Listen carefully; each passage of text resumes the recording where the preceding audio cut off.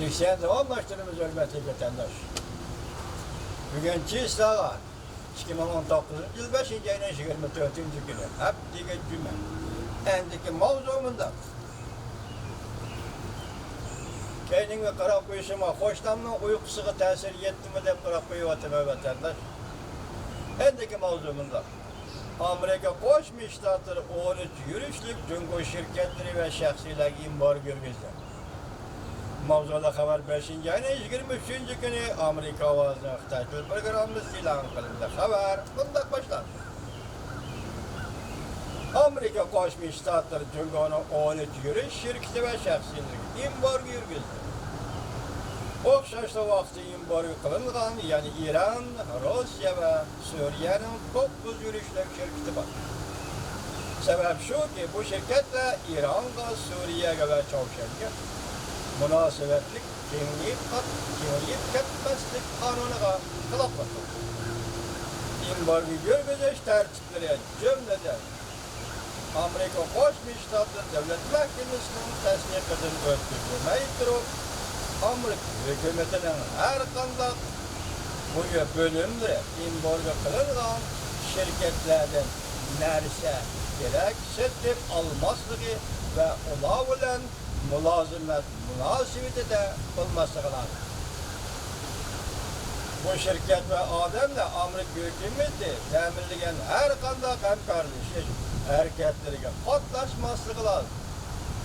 Ve bu kişiler şirketlerine yeniden ticaret ilişkisi tarihte verilmesi lazım.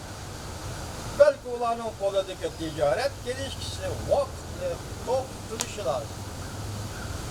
Embargo kılış tizimligi kırgızılgan şirketler ve şahsilerin tizimligi tüvendikçe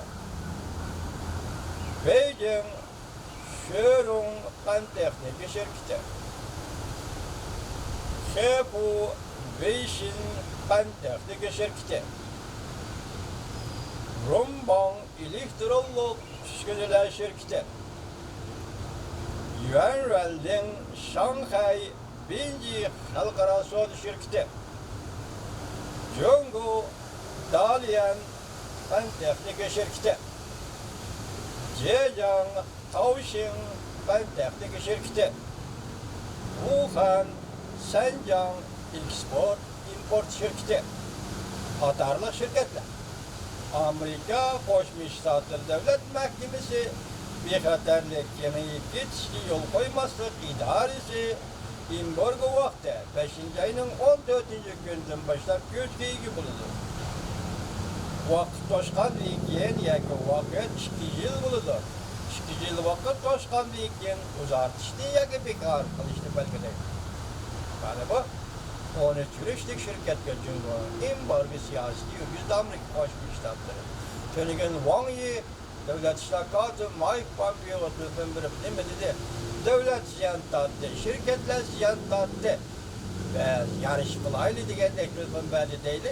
Bugun Amerika Qo'shma Shtatlari ustilab bu shirkatlarga embargo yurgizdi. Jungoning iqtisodiy ahvoli qaysi darajada keyinlardan bir xabarlarda so'zlashamiz. Shunday ahvol turganda bu cho'ng shirkatlarga, fan texnika shirkatlariga Amerika Qo'shma Shtatlarining embargo yurgizganligi, endi qarab turibsiz, bilib turibsizki, savdo urushi yoki savdo talashtarisi yoki ikki davlat o'rtasidagi savdo suhbati endilikda biroq olqib, ikki davlat o'rtasidagi fan texnika talash tartışma, hozirgi zaman fan texnika talash tartışma ko'chdi degan.